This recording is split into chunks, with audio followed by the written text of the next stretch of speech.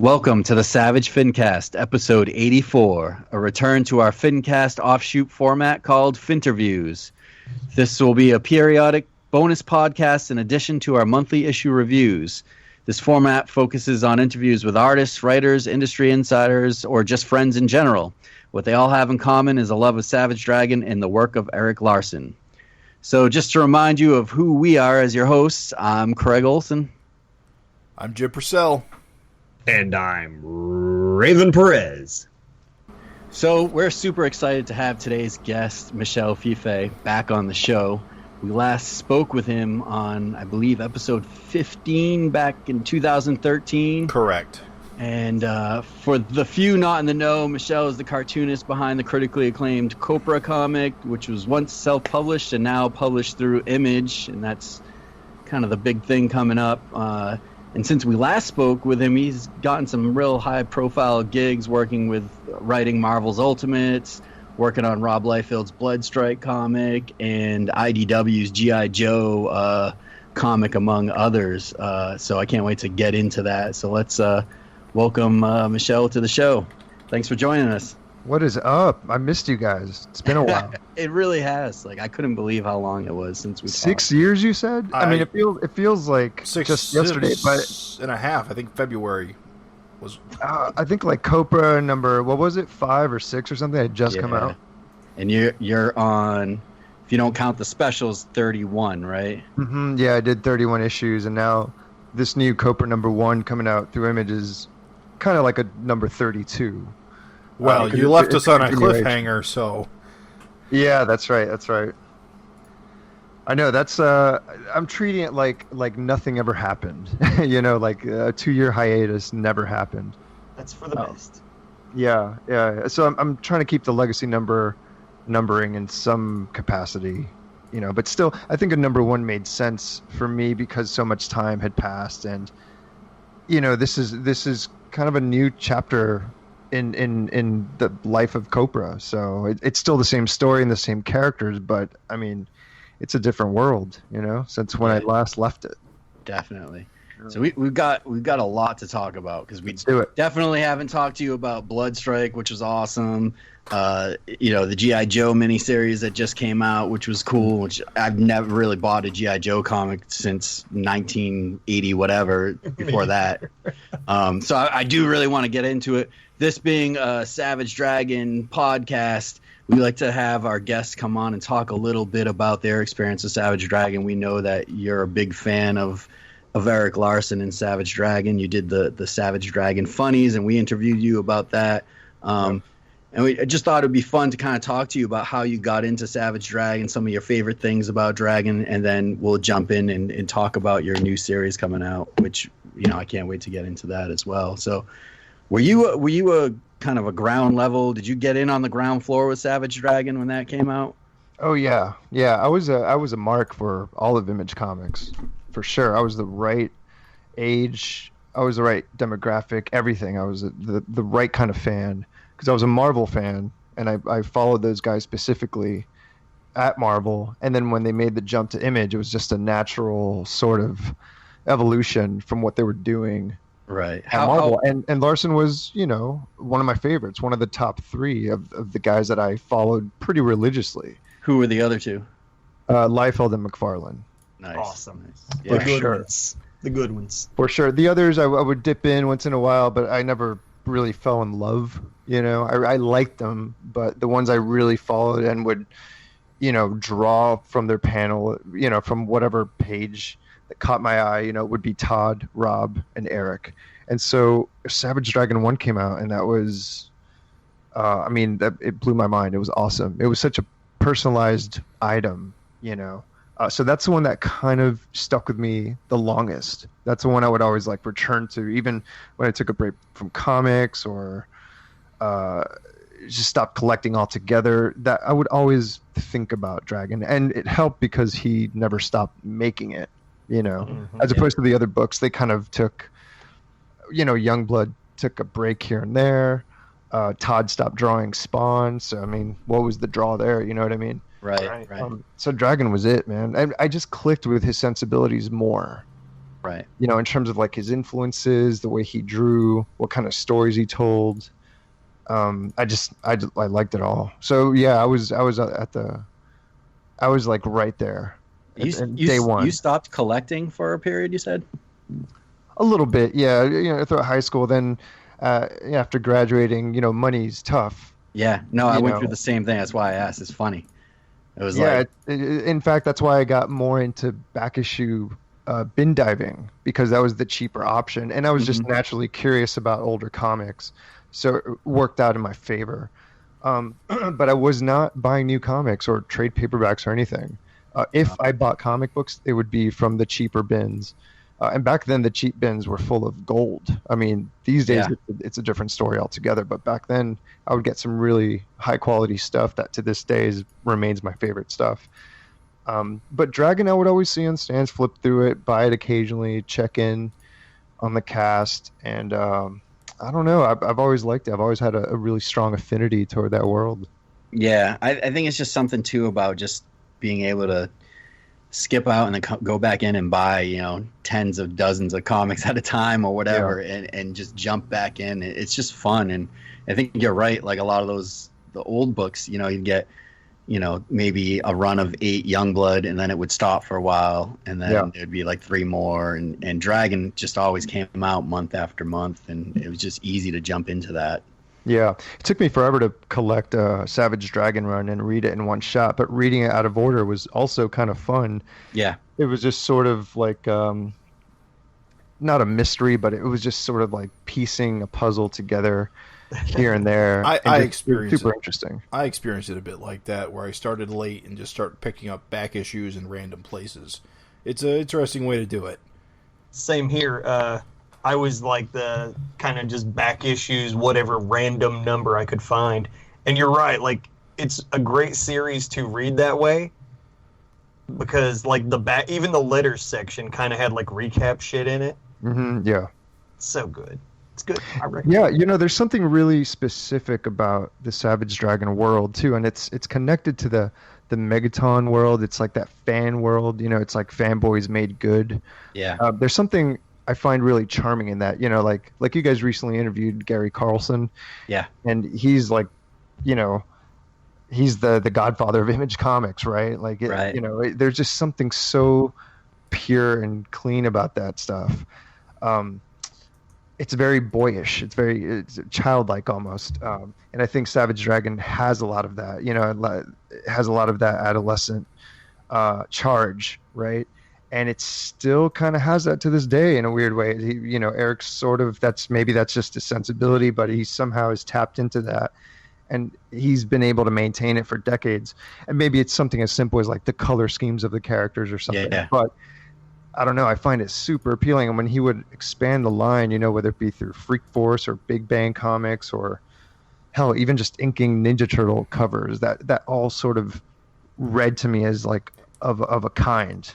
You know, it was all one world, one vision, and people would work beneath that vision. But I dug it, so I really clicked with that, you know. Yeah, I think the thing that appealed to me is that, you know, whatever Eric's doing, he's doing it because he wants to do it.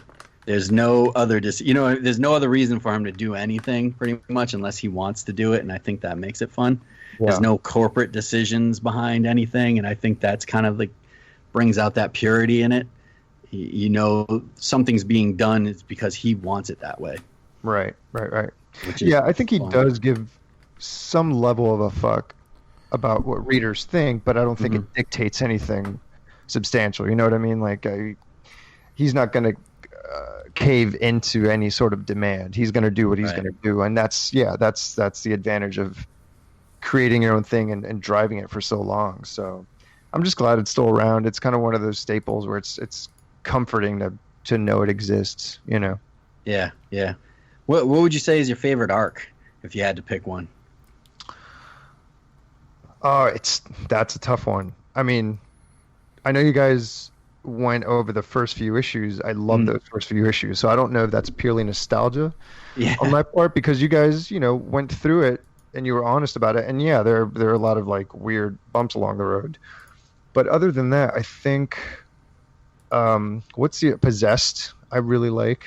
I thought he did a lot of narrative tricks that worked, that were really neat. Yeah. And but I'm also a big fan of that period where he was lettering himself. What's that? Yes, I remember you saying that before, and I see where you're coming from with that. Yeah, I still hold on to that as like the high watermark of the title. At least artistically. I don't know about thematically, but artistically, as a package, the way it looked. Yeah, that's the peak for me. And I know he hates that, and the fans hate it, and I get why they hate it, but they're wrong, right, James? Yeah. No, but I also get why, especially a cartoonist would love that. Yeah, it's just fucking great. And that's pretty much what you do with your comic. Yeah, you self-letter, so obviously. Yeah, and I color my stuff. He does it digitally. I do it in my own style, but the spirit is still there. But I think around that time, wasn't he president also or something like that? Publisher. I think that time period and those comics leave not a sour taste, but a scared taste in my mouth. Like I thought that book was ending when he started hand drawing, hand lettering. I thought, oh man, this is it. Like, like he's gonna wrap it up. And why you think he was going broke? Well, yeah, I thought you got to let the letterer go, and yeah, I honestly did. I thought this was like maybe it'll last another year, and I feel like he was starting to wrap it up, but thank God he wasn't. Just artistic expression, Greg. Well, and just with him taking over the duties of being the image publisher, it was. I mean, how many issues were coming out at a time in that period? It was like real shaky. Yeah. Yeah, I think it was like maybe 2 a year. I mean, it wasn't that bad, but I remember there was a long period in between. Wasn't fun. Thank God I missed those lean years. Yeah, but every time an issue would drop, it would be magical. It was awesome. Yeah. And that's actually one of those issues is what got me back into Dragon, actually. Oh, no kidding. Yeah, because I was taking one of those breaks, and I still had my older issues, but I just never followed it month in, month out. I wasn't going to the shop as often during that year or so or whatever, those previous years.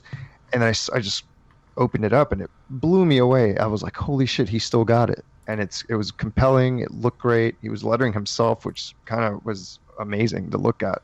And I'm like, of course he would do this. This is the natural evolution of what he does. He just kind of has to do it all, like cartoonist style, like old school cartoonist. I'm just going to do it because it has to get done. And I really related to that, and it made me fall in love with the book all over again in a different way as an adult, as a cartoonist at that time. Yeah. And I love the term cartoonist. I really do. I like when people use that term. I think it fits guys like you and Larson and Sholey that just do it all. Yeah. It's really fun. It's hard work, I imagine. Well, the thing is, in mainstream comics, you don't see that. I don't think the grind allows for that sort of workload, and frankly I don't think a lot of people are interested in doing that much work because maybe it's not worth it, or they just want to tell as many stories as possible. And with Dragon, Eric just has that as a vehicle to tell his thing, to do his thing month in, month out. I have Copra, other guys have their own respective books, and they just focus on that one thing. So it is kind of an anomaly in the mainstream Wednesday Warrior crowd. But you go outside of that, and it's not that weird. I mean, it's just what we do, Yeah. Yeah, I have a feeling like Eric would still be at home drawing his own things if Dragon wasn't as you know what I mean? Like, I feel like he would still have all these thoughts in his head and maybe drawing his own Dragon comics on the side. Yeah, he'd probably be a serial killer or something. Complex clues at every crime scene. I read this goddamn comic to figure out this crime. No, but yeah, I'm just glad it exists at this point. It's really cool. I'm a fan. What can I say? I mean, it's such a body of work at this point. It's just there's nothing else like it, or at least way better than Spawn. Oh man, don't even bring that up. Come on. So much more. Not even the same accomplishment. Sorry. I love but even just the added stuff that Dragon brings. It's like a bygone era with the letters pages, the comic strips, the the extra stories on the side, and all the artists that he's given a chance, or a break on drawing a backup. It's fun. Yeah, all of it. It's all great. It's a very unique thing. I don't know. It's super inspiring, man. Yeah. So before we had you on, we asked you to pick one of your favorite issues of Savage Dragon, and tell us why you thought it was so cool. And you selected Savage Dragon 50. Number 50, yeah. And the reasons being pretty much what you just described, which is the variety of material that you could find in these comics pretty much in every issue. But 50 was the first time I saw it packaged in such a way that was really impressive. And it left a mark. It told, it's a milestone issue 50. 50 solid issues of Eric doing it all himself, right? Inking, drawing, penciling, writing, everything short of coloring and lettering, right? So it's still his vision pretty purely. And then he's got a backup by I forget who, but Bill it's a Mighty Man backup in the Big Bang style. Bill Fugate, rest in peace. Right. He, those backups are interspersed in the issue. It's got pinups by a bunch of artists. So it's a cool package. I mean, it's just really great. Yeah. You could just have that comic forever and it would just fulfill you. You know what I mean? Like it's just, it's going to last. It's an impressive thing. And I just love it. I love it to death. And I love the others that came out, issue 100, 115. Yeah. This was the first, though. This was like the first. 25 was decent size, but this is like the first square bound, I think. 25 was decent size, yeah. Yeah. It just, I forget what it has exactly. Maybe a longer letters page, maybe a couple pinups. It was a milestone, but that was like the gang war ending, wasn't it? With Mighty Man kind of Mighty Man punching like he's breaking his bones to reset him, and you think he's like. Yeah, it might have been a double-sized issue. It was special, but 50 was just like the thick spine, 100 pages. It's just, I love comics like that. I used to have comics like that as a kid. The DC 100-page specials were awesome. That was part of my comics learning of its history, So that sort of replicated that. The Savage Dragon 100 replicated that. Or, sorry, 50, then 100, 115. And then speaking of the period that I really love, the famous issue, The Fly, issue 125. Yeah. That one has it all. I mean, that really has no guest stars or anything, or any guest artists. Maybe just an Heliopolis strip in the back, and that's Pierre Larson. But I mean, I love that thing to death too. It's great. Yeah, absolutely. But 50 is where it's at. That's the thing that always pops up in my mind. And I love the contrast of like the regular Dragon issue, which it's got everybody in it. It's just an amazing closure to that story arc. And, what he seems to do in every anniversary issue or every ending of an arc is like kill Dragon in a way that you're like, how the F is he going to bring him back? Yeah. So you had that. You had like the massive pinups by like the big hitters, Dave Johnson, Liefeld, I think McFarlane, Capullo. Yeah. Were those trading cards? What's that? I forget, were those trading cards originally? There was like a Wildstorm trading card set for Dragon, which is weird. I think it was like a Wildstorm set, and it had like a lot of the pinups and all the covers to the issues. It was a weird set, but then on the back, the coolest thing about this card set was on the back, it had like a little corner picture of a Savage Dragon villain, and it gave you like a little tidbit of information, and that was at a time before the wiki or anything, and you didn't know anything about the guys, and it gave you like one or two sentences about some random vicious circle guy that you just clung on to because you're like, oh, I didn't know that about this guy, Oh, interesting. I wonder if Eric wrote that. I don't know. Some input or something. I gotta imagine he was pretty tight on that stuff. He seems like the type.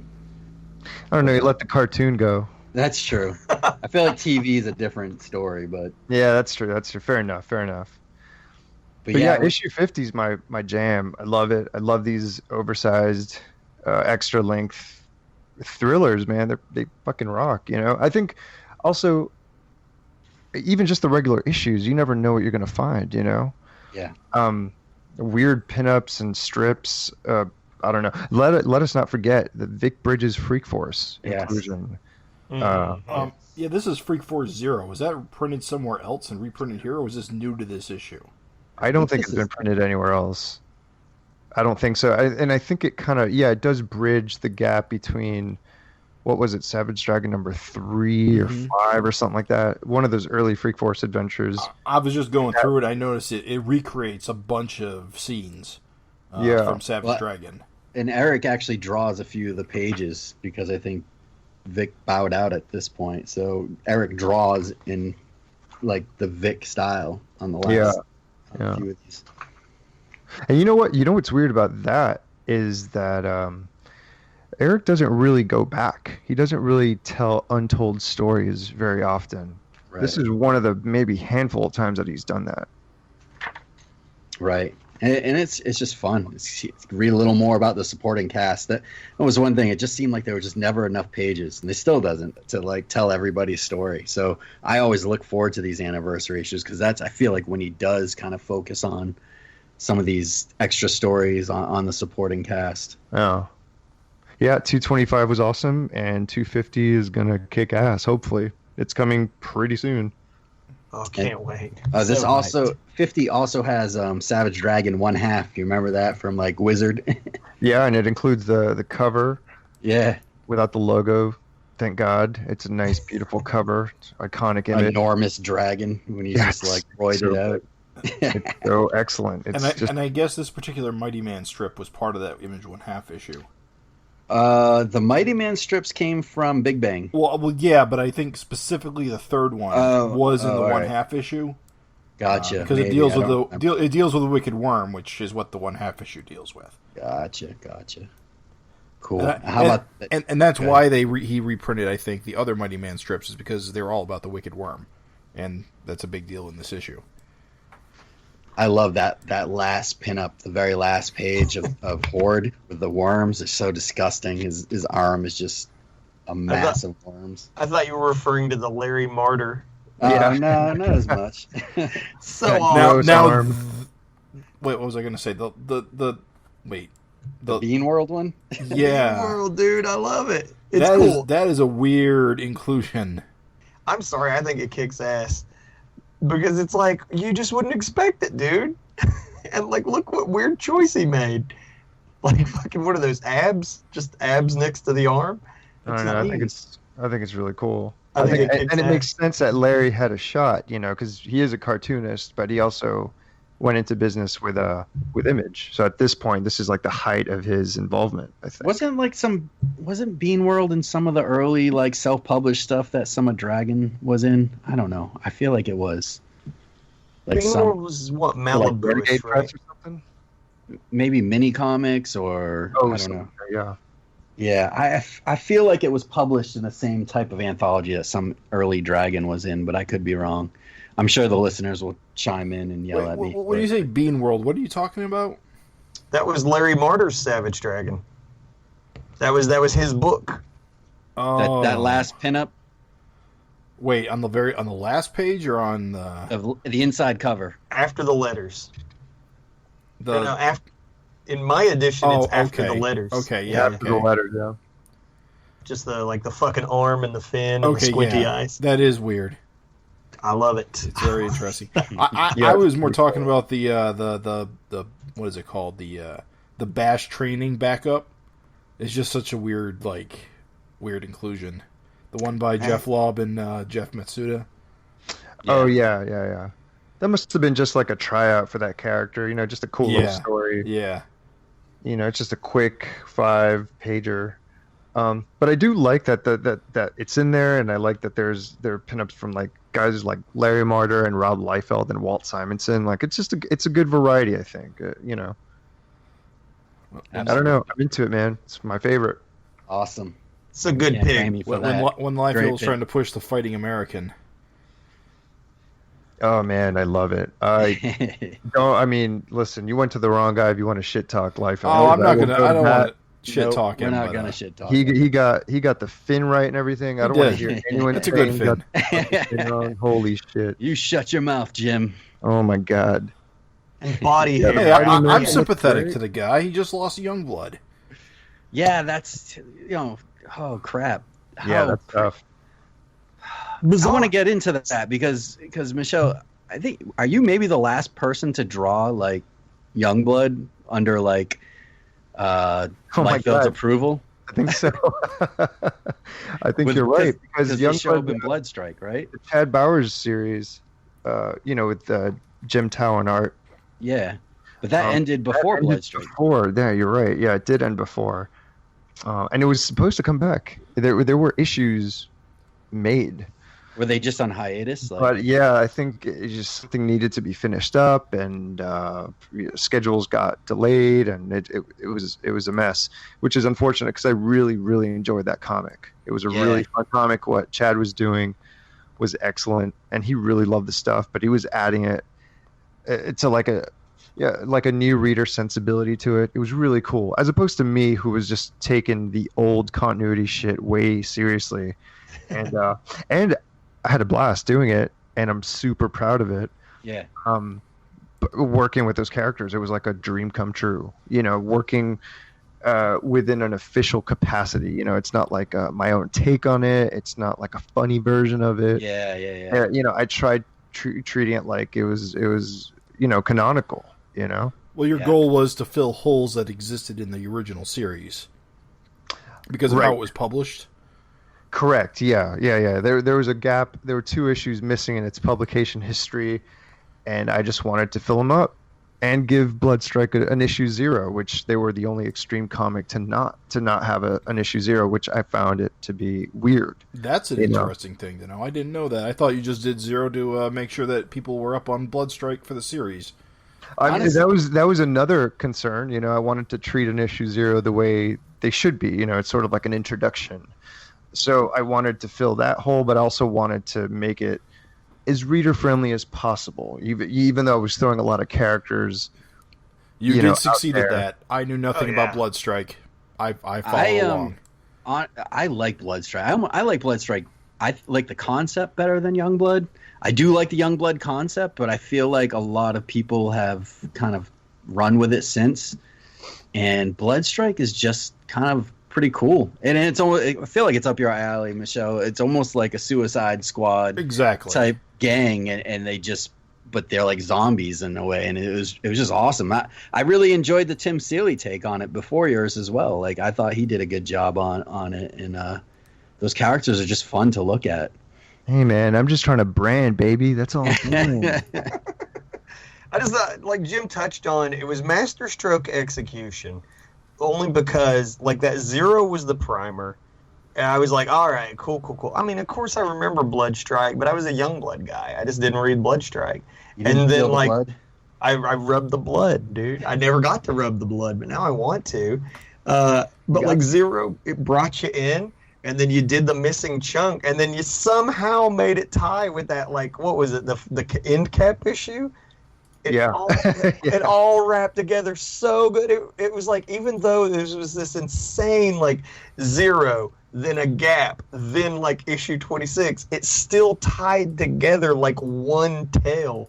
Dude, I gave it the story it deserved, I felt like. Dude, I treated that shit like I was, like, oh my God. Like, it was intense. It was intense. Research was pretty intense. I was making crazy maps of plot points and characters, and I took it super seriously, and I loved it. And I loved, just for 3 issues, I had 3 issues to tell my thing, and I could have done my own little standalone thing, but I really wanted to utilize his catalog, draw everyone, as many people as I could. And I think, I know at a first pass, it could be a little confusing, it could be a little overwhelming, but I really tried to make it its own self-contained thing, which sounds impossible. But I really think all the elements are there. I just think if anyone would care to reread it or read it carefully or something, I don't know what, but I feel like I really tried to make everything in there, So it was a love letter too for the fans around that time. So when you opened up the inside covers and it's like, it looks like an exact duplicate of the inside cover. It was like we were reading it here and even not on the podcast talking about it and just losing our shit over like the house ads and stuff like that. And just, everything that made you feel like it came out in 1993. Envelope art. Yeah, that was fun to assemble. That it was a really fun package overall, and dealing with Rob was a dream. He was great, and I don't know, to bring it to Savage Dragon, I using the Covenant of the Sword, which I believe Eric holds the copyright, but it's a Keith Giffen creation. Yeah, exactly. It is. But I tried to make that second issue as Giffen-centric as possible by using all his tropes, lovingly, of course, using his characters, his plot threads that he left off when he quit the book, or left the book. I don't know if he quit or whatever, but he just stopped working on it after 2.5 issues. But I try to be respectful of every creation, you know, the characters that Eric Stevenson created for Rob, you know, like I was very aware of even the costumes, everything like that. Like Shaft's giant boots, his robo boots and stuff. Amazing. Yeah, those look great. They appeared in a couple pages. I know there was like a cover, and it was like on a cover, and I was like, I have to draw that. This is my one chance to draw Shaft, and this is the version I'm going to draw. So yeah, I tried to have my cake and eat it too, to tell a cool, compelling story for new readers, but also to geek out and draw the last Youngblood story ever. At least the last one that matters. Yeah. Right. Anything after this is going to be, I don't know. Shambling zombie Youngblood. It's going to be weird. So please tell me, as part of payment for doing Bloodstrike, that you got some original pouch cover art. I wish. The pouch cover art is amazing. I wish I'd be that lucky. I don't think he's letting go of that. Prize possession. I love Rob in that he can, like, basically take a joke and you know, and kind of, you know, make fun of himself with the pouches, but that one alternate cover to 20. Well, I guess there was one for each, 23 and 24. Yeah. But man, was that a surprise? Did you know that was coming out? Or I did not know it was coming. That was like before it went to press. What a gift! What a gift! Even the little backup story is like, what? Yeah, that was all like, you know, like, the book was already done. from? I was already done with the thing, so it was different in that, you know, from working on Copra, in that I just made the comic and I sent it off. You know, and then it appeared on the stands months later, you know. So that was a beautiful transaction, I felt like. So, yeah, the pouch was a surprise, and working with Image was a dream, which really made it easy for me to make the jump from self-publishing to go into Image, for sure. How did that come about with Liefeld? And I know, like, Liefeld, he's kind of gone down this path with Brandon Graham, with, you know, I mean, like, what was it, 6 years ago when he did the Supreme and Glory and Sophie Prophet, Campbell and all of them, which was really cool that he, like, grabbed all these kind of indie creators and let them have free reign with his toys, and I felt like this was an extension of that. And so how did that come about? Like, how did you get the gig? I just asked him. Really? I asked him. I mean, you know, we follow one another on social media, so it was fairly easy for me to just ask and have something ready, just in case he said, okay, let me see what you got. So I had a pitch ready with art and everything mapped out, and he dug it, man. And I was so on board. I wasn't expecting it. I had no idea what to expect. I was just kind of taking a chance. And but I knew that he was comics friendly. You know, he keeps up with new comics. He likes indie cartoonists as well. Yeah. So I felt like it wasn't, you know, so far-fetched of a concept. Yeah. I don't think that would have happened with, like, say, Todd McFarlane. No, absolutely not. I don't believe. I mean, after seeing what Liefeld let Brandon Graham do with Prophet, and what Joe Keating wrote for Glory, and even Supreme with Larson, like it's just like, and the Bloodstrike with Tim Seeley, like those are all, like, those guys seemed like they were given free reign, because there was some pretty off the wall stuff going on some of those, and I thought that's what made them so much fun. Like, they weren't stiff at all, and like his ability to just let go and trust the creators. I think that's that takes some balls. And that's what he did, you know. And I know you mentioned Tim Seeley earlier, and I wanted to say that I did enjoy those Bloodstrike issues too. I remember when that launch came out. Yeah, all 4 books came out. And I think Tim Seeley kind of regrets not going as nuts as he could have. Well, yeah, I think he was the most reserved. You're right. Yeah. Yeah, but I still enjoy those comics. Yeah, they're fun. I mean, those are the most reserved, like just typical superhero. But it was fun to see those characters and see his take on it and some of the design improvisions and stuff like that. Yeah, they were well written. He knows his shit. He loves the characters. I can't remember the artist's name. Who's the artist? I don't remember either. I believe it was one guy though. They didn't change teams or anything. There was one guy. Yeah, and I like that too. That he, and he was a solid artist. What the hell was his name? Yeah, it was pretty solid. I think the advantage that I had was that I was already working within an old framework. I didn't have to reinvent the wheel. I didn't have to sort of put my spin on these Bloodstrike characters.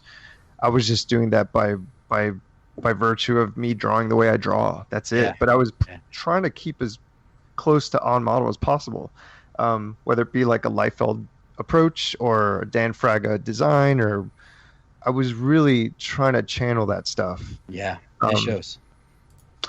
So, I don't know, man. I like those Tim Seeley comics. The artist is Francesco Gaston. Who I'd never seen his stuff before or after. There you go. But he was a damn good artist. I'd be surprised if he hadn't worked for Marvel or DC before or after. He just seemed like a pro, like one of those dudes who's just been drawing for a while, and Bloodstrike was just the assignment that he got. So he did some cool shit too. That was a good comic compared to like the other stuff, which looks a little bit more unorthodox. I could see how that looks tame, but Tim Seeley was writing some pretty crazy shit in there too. I like seeing Foreplay, the character Foreplay in there. Yeah. He teased out her return. So I'm a geek for this shit, guys. I mean, it's so secret. So when I got to work with Foreplay and Tag and Shogun and all those dudes on my book, it was a dream. I could have done 30 more issues. No shit. And I love those characters. I love them. I would have read the balls off of that. Tag, I had, like that stuff just like, whoo, right past me.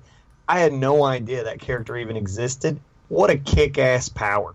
Well, they sort of treated her kind of like toward the end. Like in the beginning, she was kind of cool and mysterious, but then there was a big storyline, Extreme Prejudice, and she was so bullshit that they forgot to even kill her on screen, right? Like that's how low in the totem pole she was. But I used that to my advantage, and I'm like, there was no body. She survived, and that was a big part of the plot in my story. And I tried to give her some sort of agency and have her kind of use her power in a cool defensive way. Yeah. And so that's why I loved working on that project, because I got to do things like that. Where else am I going to be able to do that in my own style with no like editorial oversight, really? Rob's mandate was just do your thing. That's it. Dude, I wonder how many issues of Extreme Comics were sold from back bins for those like 3 or 4 months that Bloodstrike came out. I gotta imagine there was like a 500% uptick in back issue sales. I'd be super flattered. I'd be super flattered. That's the shit I do too. Yeah. Just bin dive for old stuff. If anything's being touched upon in new stories, I just go look for it. I need to see a Buster Moody brigade, dude. After that pinup. I want all those books to exist. We made fake ads in the back of the issues. I want all those books to exist. In a perfect world, those books would be real. I was legit sad. I was like, "Oh yeah," and then for a second, I sort of realized I was like, "Oh, it's a joke." But in the spirit of those old comics, they're littered with things like that, of projects that never happened. Yeah. And so the only evidence that it was ever a concept were in those issues. That's true. And so it's sort of riffing off that. So it's wink, wink, nudge, nudge, but really it's just a cool opportunity. Instead of just having a pinup, just throw a label on it, treat it like it was going to be a thing. And who knows? It could be one day. I mean, maybe not anymore for half those characters, but it would have been cool to have like an Ed Piskor Team Youngblood book. Yeah. Why the fuck not? Yeah. And I could have said it started in that pinup. It wasn't false advertisement. And after Grand Design, I think that shit would move too. Yeah, dude. I want that Dutch solo adventure. Oh, yeah, dude. Abso-fucking-lutely. Oh man, the Benjamin Mara Youngblood, The Price of Fame. Like even give it a subtitle. Like it's like a bunch of people with their all iPhones. of it's good shit. All of it came from artists that I really respect and like genuinely, and it was fun. It was a fun gig. It was fun to like amass all those people and do it in the spirit of those old comics, and they all like Rob Liefeld. You know, it wasn't like that was one of the rules I had for myself. Like, I'm not going to get anyone who's like a hater or holds any sort of grudge or is trying to prove a point or you know, have an axe to grind. Fuck all that. It's got to be about celebration. It's got to be a positive, cool comic. That's all I want to do. It sounds simple, and it is. It's just that's what I set out to do.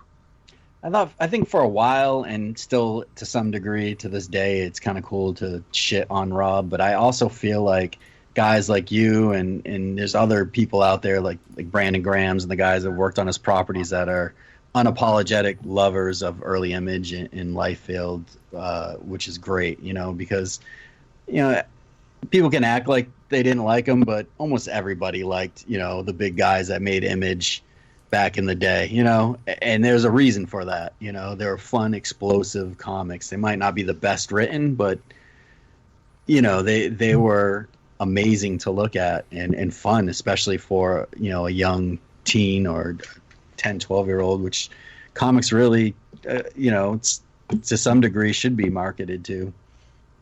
Right. I mean, look, those books served a purpose, and they moved. They entertained kids and adults and tons of people, right? They were popular. And I think the mistake is sort of trying to get something from them that they weren't built to give. You know, right. People just forget that this was just entertainment. It ain't that deep, you know? So when you go looking for some deep shit in some of these comics and you don't find it, don't blame the comic. It just wasn't made for that. Here's a little artist-to-artist thing, too. Tell me if you don't feel like this is the fucking way these days. You got a lot of motherfuckers, a lot of young blood, like not the, you know, super government team of celebrities, but led by Shaft. But I mean young fucking artists. Mm-hmm. And there's an obsession with being correct and accurate in your illustrations. And by that, I mean they have a thing I never saw coming when the internet first came out. I never saw that there would be a negative thing for everybody to have access to so much knowledge and information and reference and, you know, the ability to, you know, pull up, Google search any kind of like, you know, musculature or weird pose. Now we have crazy shit like 3D models that you can fucking put in a perfect perspective, and like everything in the fucking scene is going to be perfect. And like, I think I've seen so many artists, maybe tell me if this is just a fucking me thing, but I see this so much, who are just fucking obsessed with things being correct, finger quotes. And those are the dudes that you see shitting on, like, you know, artists that have style. They're like, oh, look at this guy, he can't even draw a leg. Oh, that leg's wrong. How's this guy rich and I'm poor? And it's like, goddamn, bro, I mean, you're missing a key thing. Art's supposed to, like, evoke emotion. Like, it's not all about perfection and things being right. It's about shit being cool and, like, making you fucking feel excited when you see it and, like, an intangible appeal. And so, I don't know. I'm just saying, like, you see a lot of the haters, I think it's that. Like, they're coming from a fucking modern mentality of, oh, look how many teeth are in this guy's head. And it's like, who gives a shit? It looks fucking sweet. Yeah, to put simply, they're all haters. And they haven't done shit worth anything, and they're probably boring as fuck to talk to, so who gives a fuck what they think? Fuck them!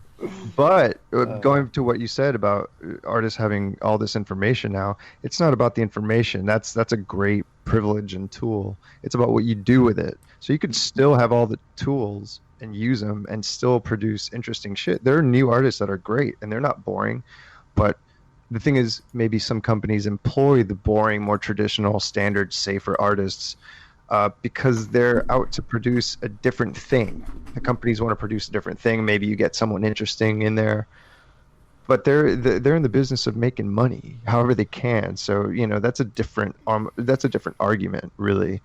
But what you're talking about is like an artist who shit on other artists. That's never a good look, anyway. Unless you know what you're talking about and you dominate. Shut the fuck up. You don't know.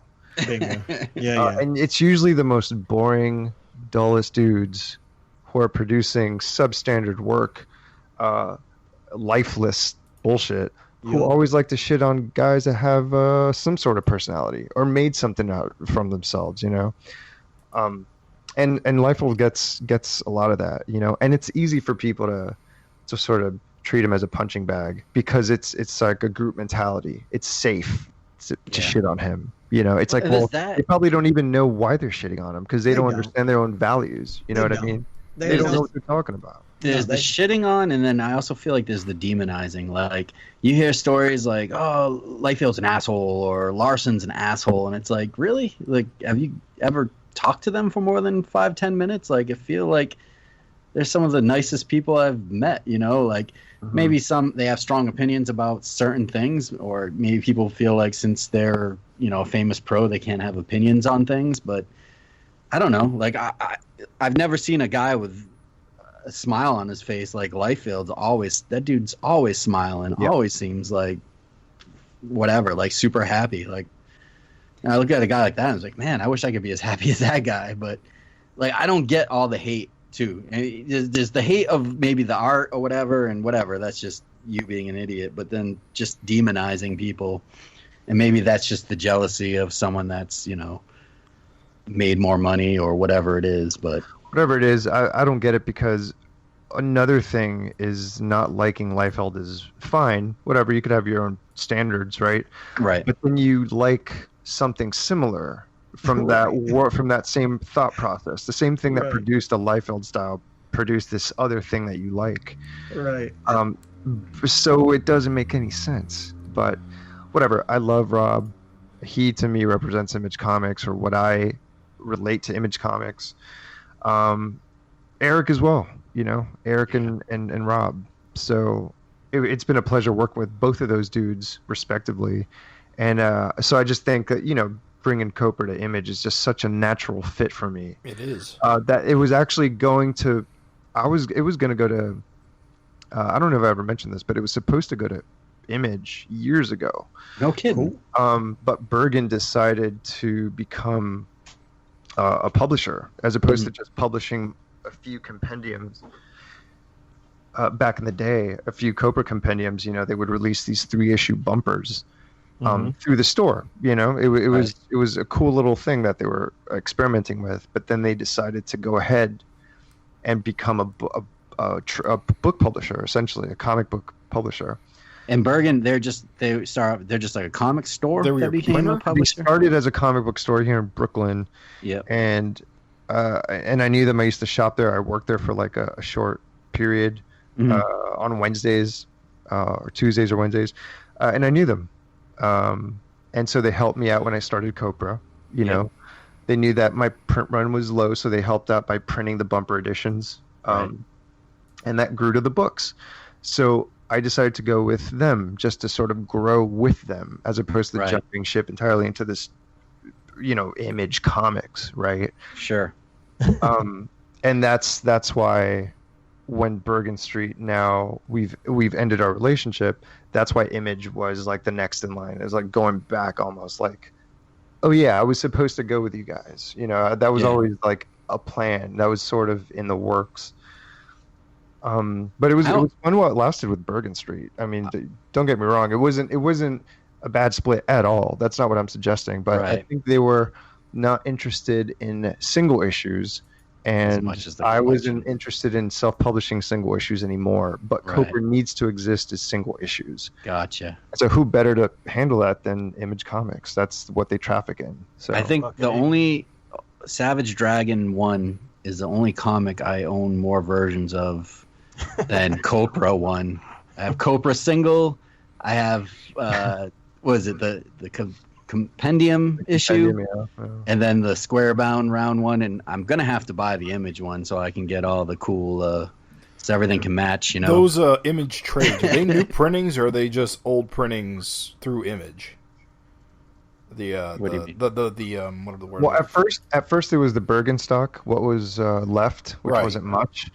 And so Image absorbed that, but they printed up their own versions. And so they have, you know, the Image logo on it, and everything else is the same. We tried to replicate the paper to match it as exactly as possible. On the reprints. On the reprints, yeah. Are you not going to do the paper with the new series, correct? It's going to be a different paper, but I'm going to try to approximate it. It's not going to be the same. It's just a different. You're still going for a heavier stock, though. That's your plan. I'm trying to go for something toothier, something less shiny. Mm-hmm. Yeah, I like that. But we're still weighing options. There's so many options, and it is, ultimately up to me. So I have to make the decision pretty quickly. Yeah, because the ordering, it's upon us. You can order Copra #1, comes out October 2nd, but yeah, it is in diamond. It's in the system, so I better decide pretty quickly. I got Wednesday, mine ordered, baby. Yep, me too. Well, that's interesting. Nice. I thought Image makes those decisions on paper stock for cost considerations. I didn't realize, as the creator and owner, that you have significant control of that. So that's fascinating to me. I mean, the thing about Image is that it's sort of like self-publishing, right? In a weird way, because you're calling all the shots and you're in charge of making those kind of decisions. But they do they do help you figure things out. What's going to cost more in the long run? What are your best options? What's orderable? So in the case of paper stock, some of that stuff is difficult to order. Yeah, and it would take forever to get to the States. So it might just be available for like a one shot or something like that. There are things that I'm learning along the way as well. But the main thing is that I still call the shots. They just help out, and don't get me wrong, it's a big help. I mean, that's a thing. With it comes the image power, right? Yeah. Like the accessibility to a wider audience. And I felt like I did as much as I could on my own with the issues, and Bergen did as much as they could with the trades. And so now that Image has absorbed both, hopefully that's just going to reach a new level of people. Well, now you're going to be in bookstores and wherever Image goes. Yeah, that's right, and that's exciting to me. But I'm still going to be continuing like I always have, just making my comic in my studio. No one's bugging me. I'm just doing my thing, and as long as people read it, I'll be doing that. So, right. And that's something I could certainly relate to Eric on that level. That's what he does. I don't mean to freak your shit, but I feel like with Walking Dead being done, everybody's looking for that next. Somebody's got to find that vacuum, fill that vacuum. That's it. And I'm just saying, fill it, baby. I'm gonna fill that hole. Fill it up. Like, make it run over, because I'm telling you, like, I was just thinking, I was like, God damn, that's great timing. Like, because that's what happened to me is like, Walking Dead's done, boom, I like got a gap in my monthly pool box. Here comes Copra, boom, right in the slot. And I'm just like, fucking hey. Between that and Paper Girls, it's like, what's the world coming to? Now Youngblood, what the fuck? Yeah. So... yeah, I'm just saying. I'm super stoked, man. I'm super excited. I'm in the middle of making the new issue. That's another thing that's weird. I'm a few issues ahead of schedule. The old way of doing it, I would just create a thing and then just rush it out the door and then go back to creating a thing. Mm-hmm. I had no lead time, but this time it's like I have a few issues. I could plan a little bit better. It'd still be spontaneous, but it's still. It's cool. It's a very cool thing. I'm really enjoying it. Every step of the way has been enjoyable. So I'm super pumped, man. Look, I love Bloodstrike. I love all the stuff I've done, but there's nothing like working on your own characters. Yeah. Getting back to them felt so natural. It was fucking awesome. I know. I'm pumped because it's been a while since we read a new Copra comic. So I know your fan base has got to be really pumped for this. One of the things I was thinking, how much time was it taking you to like mail out all that stuff when you were self-publishing? Like, that's got to take a huge chunk of time. Not only producing the comic, but having to like mail it, put it together and mail it out, distribute. Like, yikes. Yeah. It would take a few days, and then it would just take longer and longer, and it would take up to like a week and a half of just stuffing envelopes and going to the post office and meeting demands. And then, I would have a subscription service. I would ship it out to stores, and I would have to check up on invoices and stuff. A lot of managerial things, which now I luckily don't have to do. Like, I'd never want to step foot in a post office ever again. And I'm sure they fucking hated seeing you come. Once a month, they would see me with a truckload of boxes full of little yellow envelopes. It was, oh my gosh, it was a trip. It was fun at first, and then it just got to like, man, I really just want to be drawing. I really just want to be coloring or so, just doing anything. But then you were like doing even more by add like a little like print, a little print of one of the villains, or you would throw in. Yeah. I think I got a few of them with like a Marvel like trading card, like a Young Blood card in there. I was like, what is this? Just spicing it up. Yeah. If I had some stuff lying around, like, oh, Craig's envelope, I'll just throw this up. I knew you'd appreciate it. It was like this thing, like I would open it up, right? I pull the comic out, and then I'd almost toss the envelope out, and all of a sudden it's like, oh, this is one of the Youngblood pre-bag cards. It's like, the hell is this? I had a bunch of those, but I can't throw them away just because I had doubles, man. Come on, it's Youngblood. It was pretty awesome little added touch, which I'll miss, but I am so happy that Copra is getting mass produced like this at Image. Like, I'm so excited for like the rest of the world to find out about this comic. Absolutely. And honest to God, dude, I don't even give a shit. I'm dreaming big for you. I want fucking toys and TV and video games and a goddamn movie. Let's get it going, man. Let's get the machine going. You deserve it. I hear you, man. You deserve it. What's your fucking dream merch? Like the dream thing, merch, man. Look, I've put this out there before, but I want a Street Fighter 2 level Copra video game. Nice. That's what I want. Yeah. At least somebody wants it. Yes. Yeah, just me. No. I mean, like, Maniacs. That's great. One thing about Eric, which is kind of endearing now, is that he doesn't care about like merch, like video games or movies or TV shows. But it's important, I think, for like promotion. Sure. In this day and age. Well, the thing is, he's done it. He's done it. I feel like he's probably not interested because he's been there. He's been to those meetings. Yeah. He probably doesn't care at all, unless it's made real easy for him to sort of sign off on stuff. He probably doesn't care because he probably knows that it won't lead to much, won't make that much of a bump.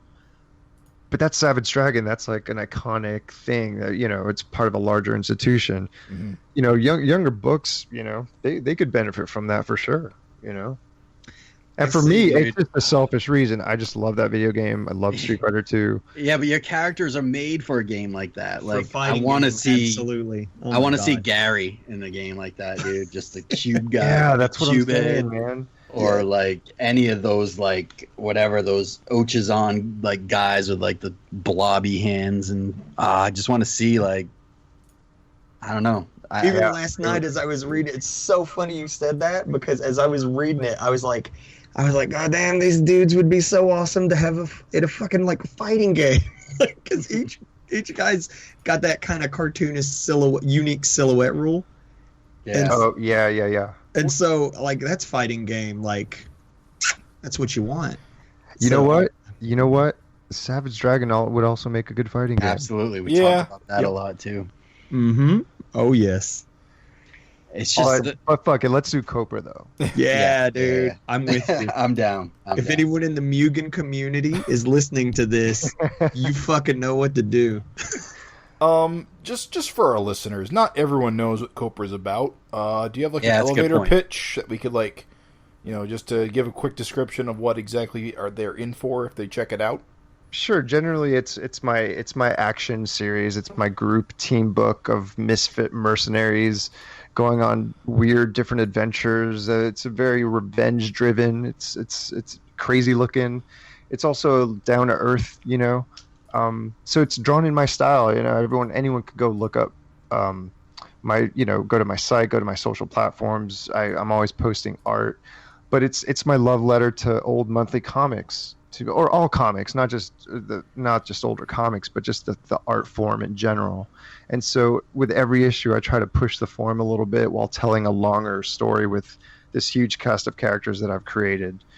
And it's super exciting for me. So it's really like a personalized thing for me. It's a real intimate, handcrafted sort of thing, So you are getting this or organic development with a story that's long running, but it's coming from one person. So if you're into that sort of commitment to a story and a craft, then this is the place you get it, man. Yeah. So absolutely. not to insult you or anything, but you Uh-oh. you wear you wear your Steve Ditko and John Ostrander influences pretty much on the sleeve of this book. Mm-hmm. It's gorgeous. Fans of like 80s DC, fans of 60s Marvel. Oh yeah, no, the blueprint is old school Suicide Squad. That was the basic template. Because I'm in love with the John Ostrander, Kim Yale material. I do love Steve Ditko. I love, everyone. The Hernandez brothers. Yeah. I didn't think about that. Yeah, that is in there, isn't there? Oh yeah. It's all in there. It's all in there. I try to just treat this like the last comic I'm working on. Yeah. It's like a love letter to comics in a way, with even the homages to certain characters. I mean, Francis Castillo, and things like that are just like a little on the chin, on the nose on in some aspects, but it's like a crazy, like, methed out take on some of these, like, you manage to take tropes. them into crazy directions too. Yeah. Well, yeah, I try to tell my own stories with them. Of course, it's not just a complete fan fiction thing. Absolutely. That was just sort of the springboard, the inspiration. But I think I've taken them in my own direction too. So, in a way, I've treated it as if a property was given to me by editorial and just was told, do your own thing. Yeah. Somewhat like, for example, what Rob did with Prophet. Right? Yep. Like, do your own thing. And he went and did his own thing, right? So that's just a modern example. Because that used to happen a whole lot back in Marvel and DC back in the day, back in the 80s. Mostly in the 80s, and that's the stuff I love. So I would see all these different variations of characters and themes, and a lot of that stuff would sing, and a lot of it still holds up. And so that's my main inspiration. Just at least the spirit of that stuff I love, you know. And I'm going to attack this. Sorry, Craig. I'm going to attack this on your elevator pitch, just because it'll probably sound weird coming from you to say it about yourself. So I'm going to fucking say it about you. Uh-oh. So no, this is Get ready. Get ready for the compliment pie. No, but dude, all it is this, listeners. If you don't know what the fuck a Copra is, if you've never seen Michel's work, all you got to do is just know this. All right, this is my fucking elevator pitch. This is. I like when the F-bombs drop when he gets all passionate. Here it goes. No, I'm legit, like, for real. Among today's, like, comic industry, like, talent, like, you are one of the standout, unique visual voices. So I'm saying, if you got a pull box, like, there's no way in a million years that your shit's not going to just jump off the stands at people and hit them as something fresh and interesting. And, yeah, there's a lot of amazing, awesome, talented people out there doing their thing, but you definitely are, like, I would say, like, comparable to, say, the same kind of, like, holy shit, look at this dude's thing that people got when they were looking at, like, Sam Keith. What? Like, what? No, I'm just saying, like, Raven, God damn it. Nobody could mistake, like, when they see a Sam Keith book, they'd be like, I gotta agree.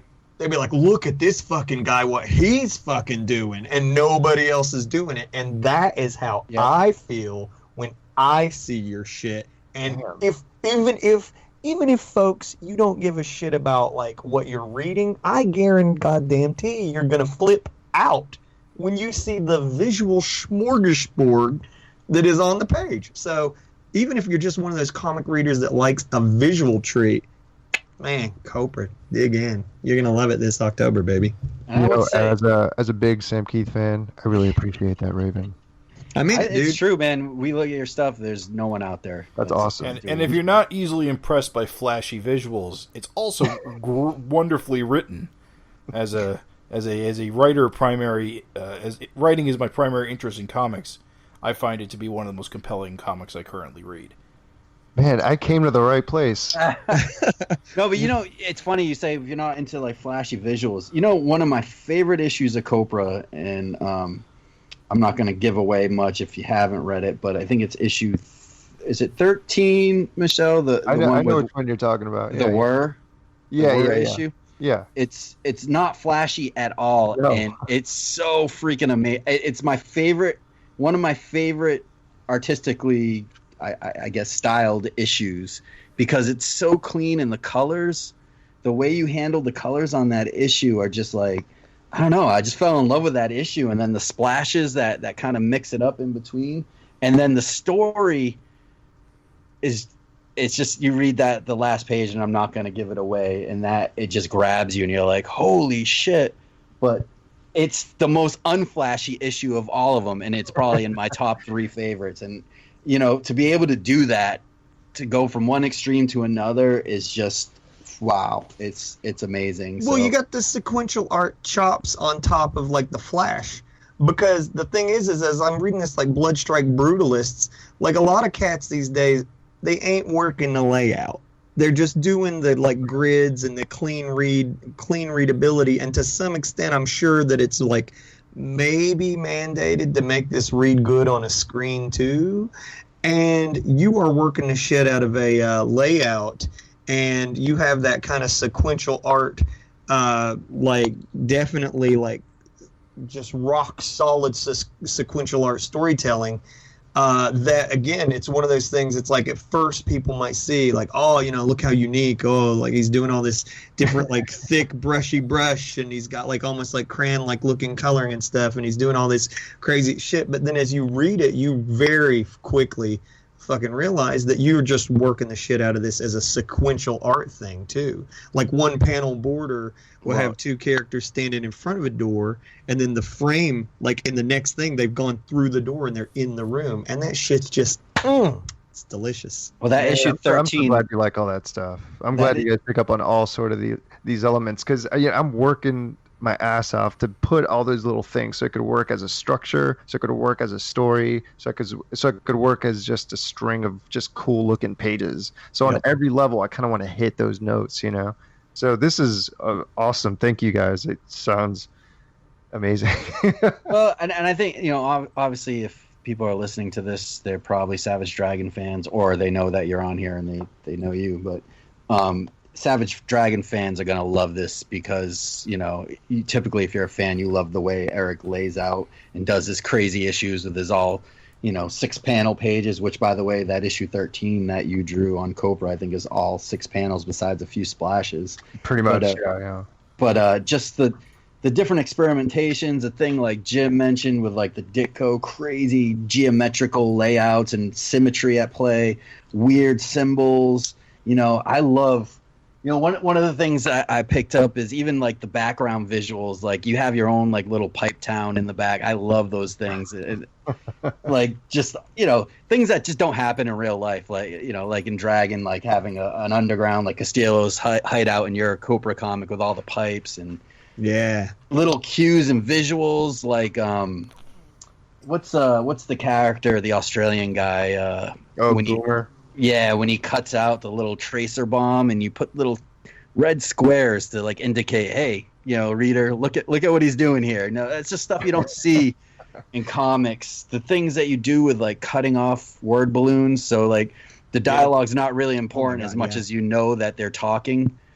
You know, like it's just I love that stuff, and we don't see it enough in comics these days, like that kind of experimentation. I think the only guy that really I see a lot of this stuff in, that does kind of superhero-esque type comics, is maybe Tom Scioli. But it's good stuff. Like we need this stuff to get us excited about comics and hype. And like, again, not to just keep heaping, but again, I'm only in trade 1, but as I'm reading it, like we were talking about you doing your own lettering, and Craig just mentioned like the way you give like word balloons like 3 dimensions for some characters, and another character speaks and like it's got its own unique outline.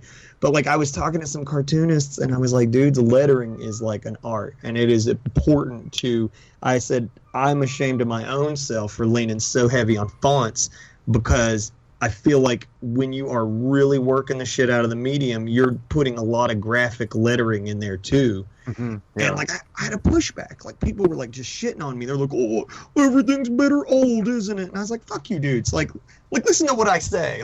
like it's like words, like even sound effects, and like Craig mentioned, like a character's saying something and it's cut in half, but then he repeats himself, and like it's like that creates the effect of someone said something that you didn't quite hear, but then they repeat themselves and you catch it that second time. And you did that all on like a fucking flat page with no audio. And I'm just saying that shit is sequential art, baby. That's comics. Man, so it's not about old either. That's such a fucking reductive way of thinking. That's so fucking dumb. It's like, Yep. It's not about old. Hand lettering is not because it's old looking. It's just like drawing. It's part of a visual thing. You know, it's an expressive. optical thing. That's all it is. Some do it by hand, some do it digitally, but you have that option to hand draw it as an extension of what you do. Yeah. But you're probably talking to some fucking dopey hack. There's no shit, or probably some amateur trying to break in, so he thinks he has to hold forth these dumb, empty ideas of art. They don't know shit. God damn it, I hate these people already. Yep. Yeah, you're getting me worked up. Raven, God damn it. Stop talking about these morons. Well, I think highs and lows. They're scared to buck the trends, you know, that their art won't be accepted if they don't lock into it. And listen, we need people like that. We need the balance. We need the lowest common denominator to keep producing hack keep making you look good. That's fine. Whatever. You know? But I do appreciate you guys like sorry for gushing. You know, because it's we gush. It's what we do. Cool. I like it. That's what I like about your show. It's passion, baby. We mean what we say. We like that. We talk about shit we like, and I'm just saying, like, yeah, Same here. Hey, I'm the guy who wrote 3,000 word essay on Quasar. I express myself about the shit I like probably a little too much. Dude, I'm totally binding all the Quasar issues for my best friend who, when we were young kids, that was his hero, and I never got it until it took me 20 years to really get it. Oh, man. Hey, you got to get... That Grunwald guy, he's good.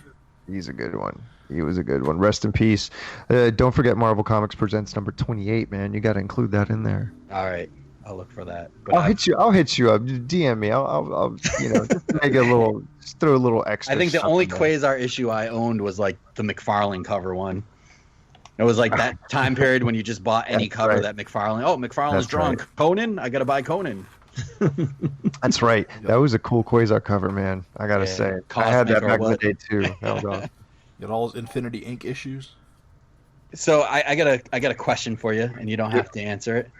But are we going to see some of the Image characters in the Copra universe, or is this going to be like are you going to keep it separate? Well, I do have my story in place. Like, I know where I want to go, and it's its own world for sure. Mm-hmm. But there's no reason why not to have fun in, like, a short story or a pinup or a one-shot or something. Like, there's nothing... like, I call the shots. If I want to cross over with Bloodstrike, I'll probably just have to ask Rob if that's cool. You know? Yeah. No more Youngblood, but Bloodstrike. Right. For Youngblood, I'd have to call that other guy. But yeah, so I don't see why I wouldn't be able to do something cool and fun, and it doesn't have to be part of the main storyline. Yeah. But as long as I have the time in my schedule to do it, which I don't know if I'm going to have anytime soon, I have to stabilize the main title first. But I'd love to do stuff like that, honestly. Are you trying for 12 issues a year, or are you doing like some of these newer guys where you're doing like 6 and then a hiatus and then 6 and then... I'm going to keep my schedule the way I always had, which is just as soon as possible. Gotcha. Just get the issue done as quickly as possible and just try to be ahead of the schedule, And if there's a break, then it's because I'm working on something else, which is highly doubtful, but that something else might be that one shot or that special, that I want to do. Yeah, I got to imagine too, you're going to get more offers too as this is released through Image. I mean, I'm sure. I'm positive. Yeah, but nothing's this alluring. Yeah, as alluring as continuing my Copra story. It was too long, guys. I can't stress that enough. I can't imagine taking 2 years from my babies. It's just too hard, dude. No shit. It felt like only a year, and I couldn't believe it when I checked the last time I shipped an issue. It was like about 2 years. Oh, it was incredible. I wasn't. I'm not Never too clear. again. I'm not too clear on your publishing schedule, but didn't you do those Copra Versus issues in between? There was that too. The Negative Land one shot. I thought I could juggle 2 books a month like old school John Byrne. I couldn't. I wasn't going to do that. So, yeah, so I thought I could do that for a minute. But it didn't work out. But I did produce those issues, and they will eventually be collected. But I really just got to laser focus on the main story because I got plenty of story to go, and they got to come out. I can't delay it like a second longer. So and you've done plenty of like spotlight issues. So if you want to do stuff like that, you just do it whenever. Right, exactly. Right, I could have easily folded in those stories, but the thing is, most of the stories were origin stories, and they would have to be flashbacks, and that would kind of interrupt the flow of the forward momentum of the main story. But I could have worked. Yeah, I mean, you're right, and that's something that I'm going to address in the future. I'm going to work it into the main narrative. You know what? I could also use the main issue, the actual physical comic, as a sort of low-key anthology. I could tell all sorts of stories, have backups. Yeah, backups solve all problems. No one expects them to be canon either, so that's nice. Yeah, and I call the shots, so. Yeah. I could make it. I could make it work. So, but that's the thing. It's like now, under the Image flag, it's full speed ahead. It's all Copra. It's like that. It's like that Galaxy Brain meme. You got art, then writing, then layout, and then format. Yeah. So is that the one where you're sitting on your own brain playing chess with your brain clone? Just checking. I'm really excited for it. I kind of marathon the last 3 or 4 issues of the main series and then all 5 of the Versus issues today. So I'm right primed to get back to that. Holy shit, how many hours did you spend? Like 1. Wait, how many issues did you read? The last 3 issues of Copra and the 5 Versus. Oh, all right. I thought you were saying you read the run. I was like, oh no. No, it's going to take half a day. No, that's a good chunk. It's a good chunk. It's like, goddamn, Gavin, way to go. There is, and that's the other thing, though. There is so much. Like, reading an issue of Copra isn't like a 1-minute deal. No. There's a lot to take in, and there's a lot of characters, and they all fit together, and they all come back, and it all makes sense. At first you're like, oh, who are all these guys? I gotta keep track of this, and then you're like, oh, wait a minute, this guy's linked to this guy, and this guy's linked. It's fun. Reading those Versus issues makes me want to go back and reread it because I need to. You get the backstory. I gotta reacquaint myself with some of the details because it's been a while. How are you catching up, like, readers to the Image books?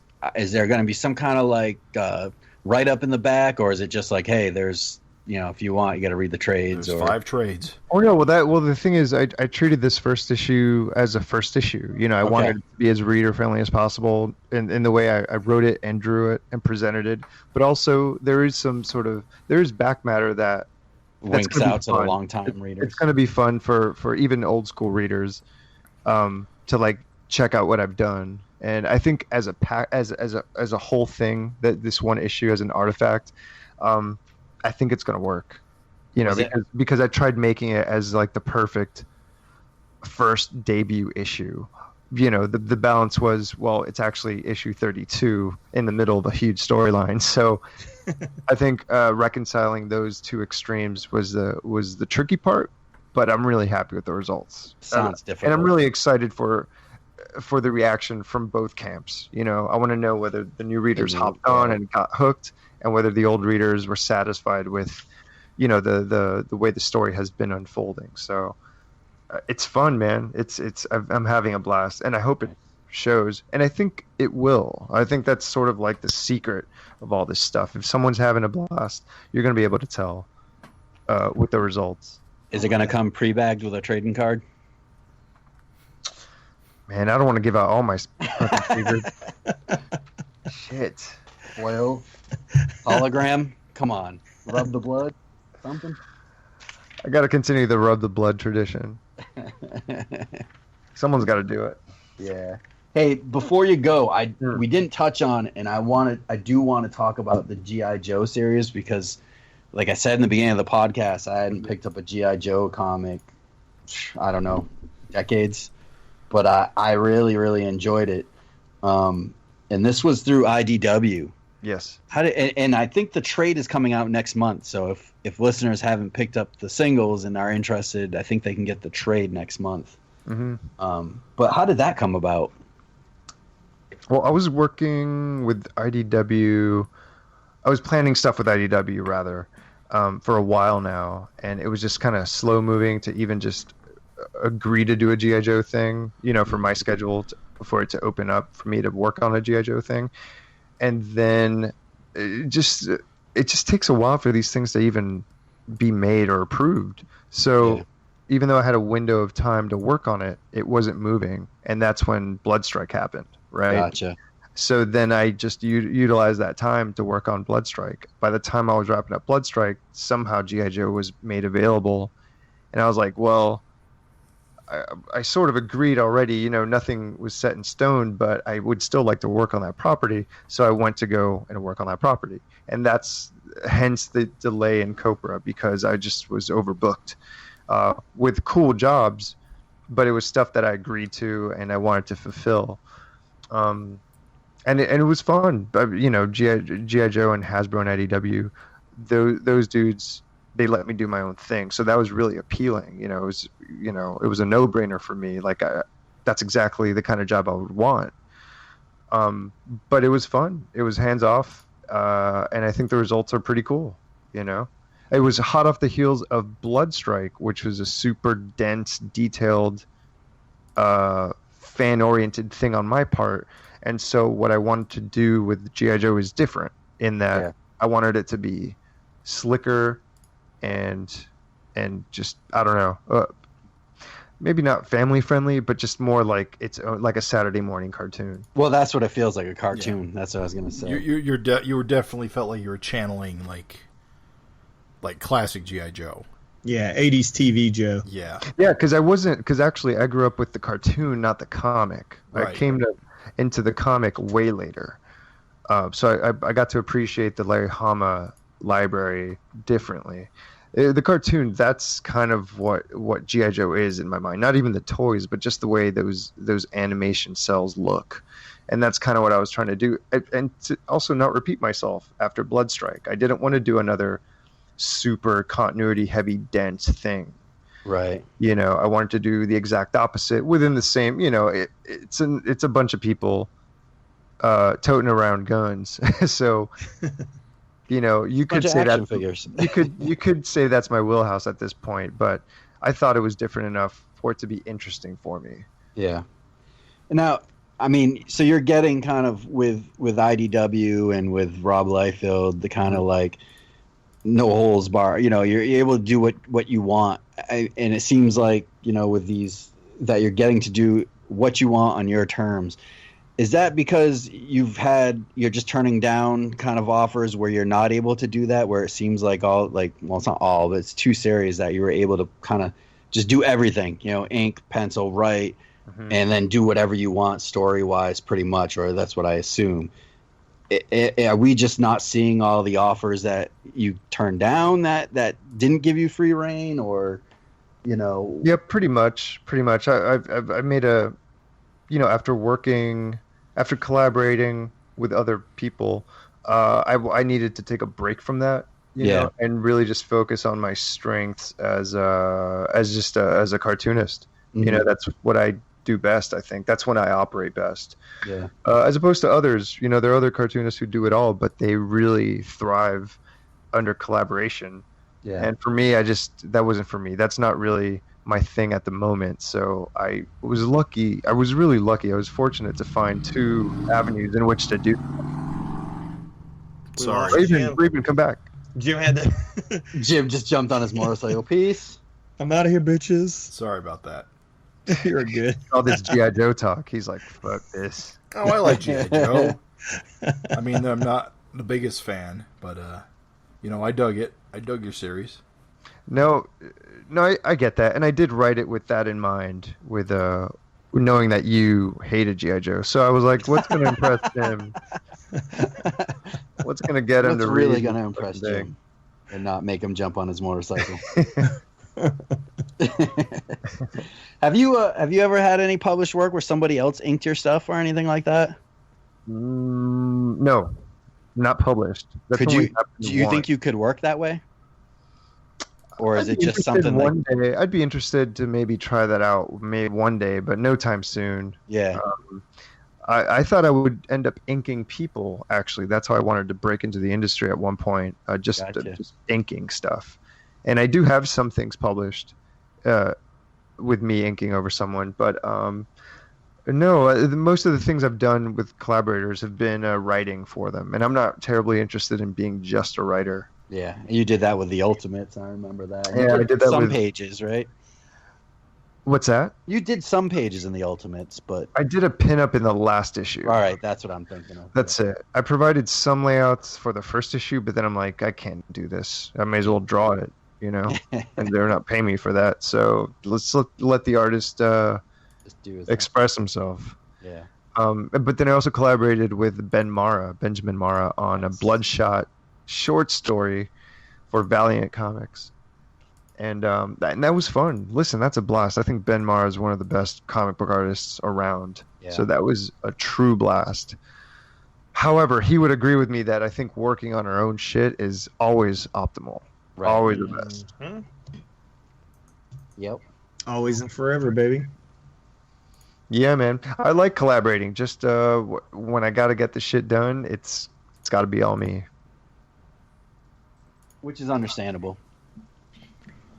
And again, it's one of those things. Comics gives you that auteur ability where you can be in control of every tiny thing. You're the set director. You're the one making the casting.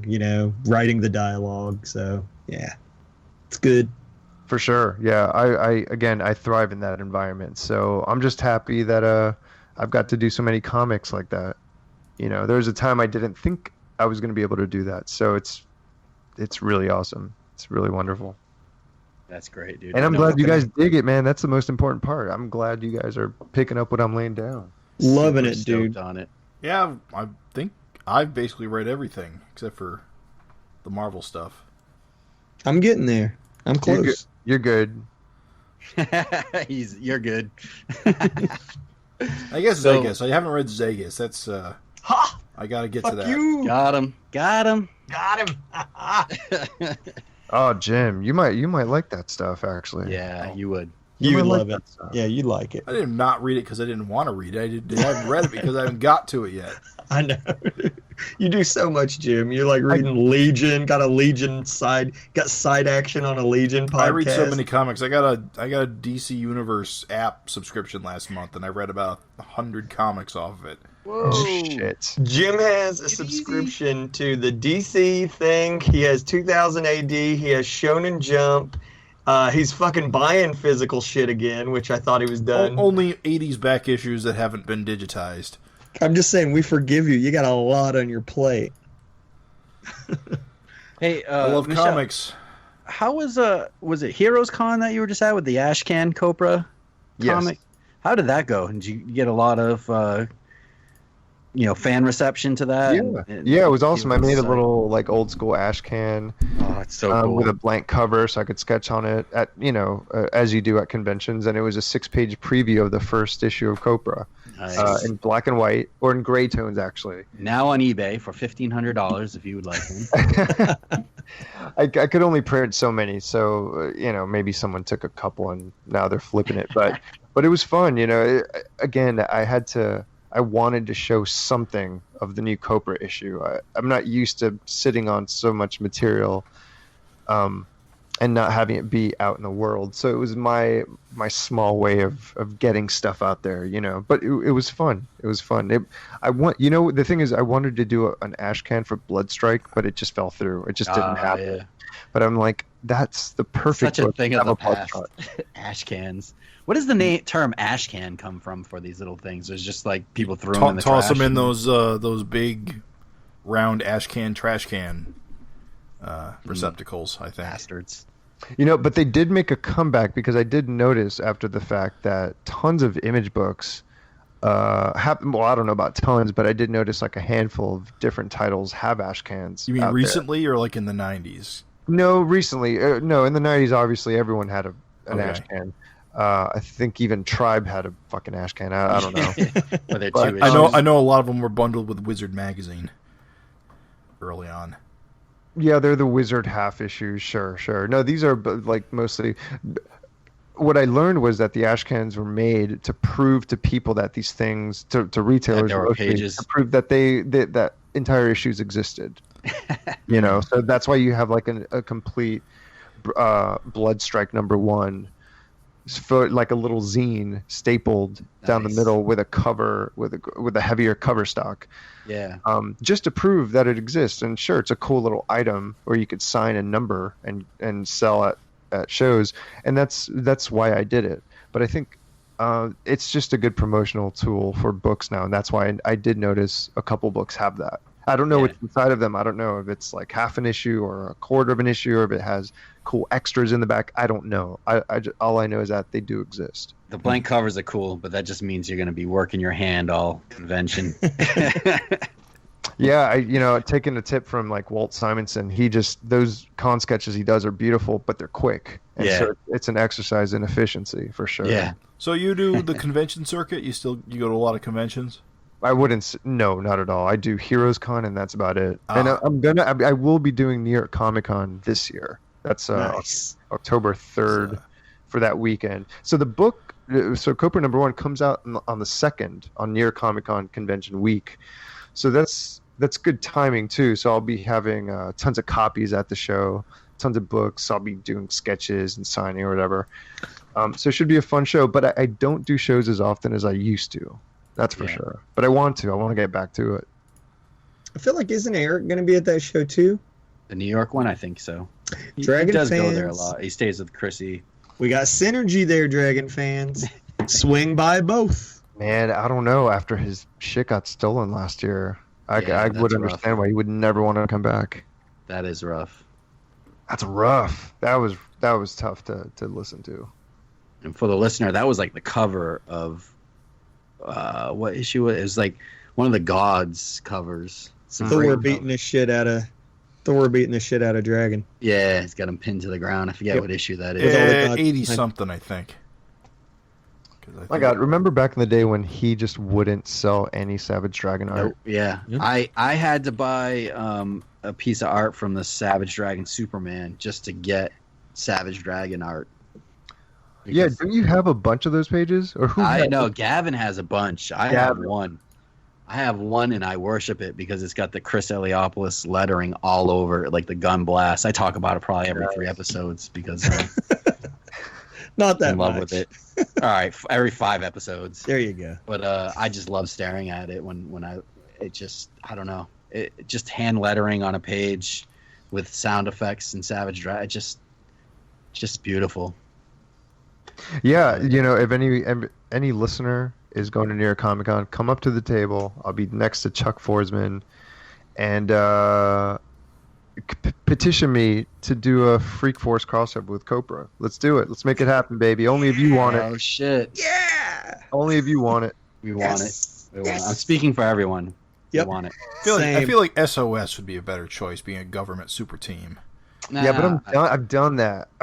Who cares? I want like a homegrown sort of. Come on, I'm on my Giffen kick still. Yes. That makes sense.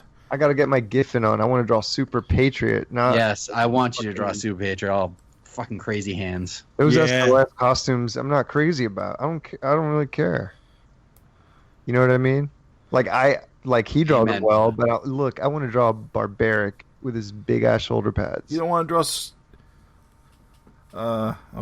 Sergeant Marvel and Buttress. I already drew Sergeant Marvel ages ago. Oh, that's right. Was that part of the Twisted Funnies? And that is enough. No, it was just a random sketch online. I don't even know if it's still up, but listen, Freak Force or bust, baby. Gotcha. I understand. Let's do it, world. And I'm willing to do the new Freak Force to keep it all, which is exactly new Rapture, new maybe Mighty Man. Maybe this is a good time to ask you this. I mean, I've been reading Copra right along, and I've been enjoying it. I get that. I just want to ask about the world of Copra. Are there superheroes? Because you don't focus on anything like that. There are superpowers, there are weird stuff, but you primarily focus on the criminals and the government agents and that sort of thing. But you never really get a sense of the rest of what's going on in the world. Well, I'm gonna start, not to give away too much, but I do want to zoom out and sort of focus on the larger world at large, because I have been keeping it pretty not small, but very specific on characters. Mm-hmm. Even though they go to other dimensions and other worlds and stuff, it's a really down to earth, personable thing. But I do want to zoom out and start introducing different elements, whether they be superheroes or not. That's yet to be determined. But I do want to add different layers to this world. So we'll see. I don't know. Superheroes may manifest themselves somehow in my own weird way. Sweet. I just need more Jakiro guy. That skull guy. I need more of him. It's all coming. It's all coming. I will say no resurrections. Okay. I'm not playing that game. Yeah. No retcons, no nothing. This is forward moving. Whoever dies, and maybe the occasional flashback story, but that's about it. Not going to get the return of Manhead. No. Damn it. No, I really, I was thinking, no, it's not. I'm kidding. I really got so many characters that it's you hate to see him go, but I also want to see who the next guy is going to be. I love when you introduce new characters because they always look fucking crazy. I appreciate that. There's a lot. I miss Manhead, but he had to go. I regretted that, but that, Nah, but I love the fact, and it reminds me of Dragon, where nobody's I have that feeling in Copra where no one's safe. Oh man, shit! Was that a spoiler for anyone who hasn't read Copra? You know what? Oh shit! It's all right. It's good. Either skip this or. Damn it! Do you want us to cut this out? If someone's listening this far, they probably already read Copra. You want it? We can cut this out if you want. Or they just put that shit on pause and they're like, you know what? I gotta read Copra, and then they read it. Yeah, that's right. I think it's all good. Yeah, Manhead, they'll forget that shit. All right. So before we give away too much now, because we're super excited about it, should we just kind of wrap this up? And unless you guys have more questions, Craig, don't you always have your thing? I have my final to tie it back into Savage Dragon. I want to do my final segment. If you would indulge me, Michelle, sure. My retarded questions, and I guess that's not PC to say anymore, but we love crazy, them anyway. Yeah, whatever. So I call this my Sev Fin, get it? Sev Fin questions segment, which is really corny. I got 7 questions for you, just off the top of your head, real quick. We don't have to get into them. We'd just like to hear your quick, straight to the point answer on these questions. Mm-hmm. Are you ready, Michelle? Let's do it. All right. I'm ready. Best Savage Dragon related miniseries in your opinion? Miniseries? Yes. I'd have to say Super Patriot, the first one.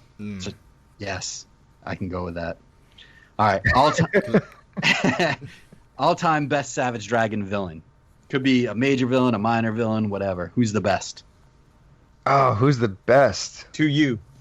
It would have to be Mako. Sweet. I can go with that. Sweet. Now, are you talking... I'm going to skip to question 5. Are you talking Mako the Vicious Circle or Mako of Atlantis? I like the original one. Even the one with weird tubes that you guys were talking about. Why does he have that shit? He's got a shark head. It's ridiculous, but it's kind of awesome. Nice. Most underrated Savage Dragon character? Hellraiser. Ooh. Yes. Mm-hmm. I still remember that pinup that you did of him. It's pretty awesome. I love that guy. Every time he shows up, it's awesome. And he's also awesome. Just a sidebar. He's awesome in Bad Rock #1. Yes. When Liefeld draws him. Yep. Cutthroat. Yep. They look fucking great. Those are great designs. Look possessed. You did well, Eric. Good on you. Mm-hmm. All right. You can go back in time for the Image crossover event and pick who's going to draw Savage Dragon 13. Who do you pick? Man, I would pick Liefeld. Nice. I would pick Liefeld. He would make a... Yeah, well, shit, that speaks to my previous... my sidebar comment, yeah. I could dig Mark Silvestri, though. Yeah. He could do a really kick-ass, version. Anything. Yeah. He really is the best, isn't he? He's fucking great. Yeah. Anyway. All right.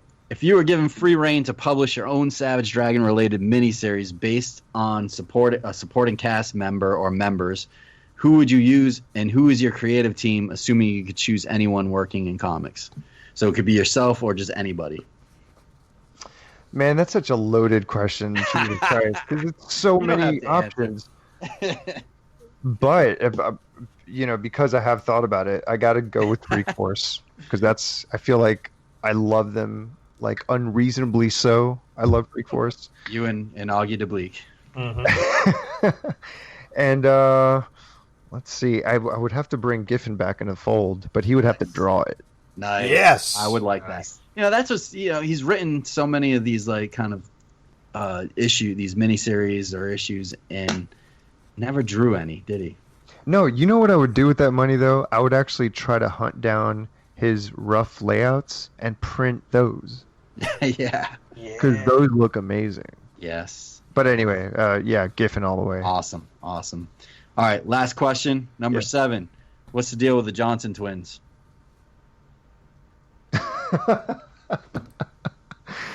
They're fucked up, dude. And there you go. It's a good answer. Straight from the mouth. They are fucked up. Right, Jim? Yeah, they are. Jim hates me. Oh, I don't hate you. I hate Craig.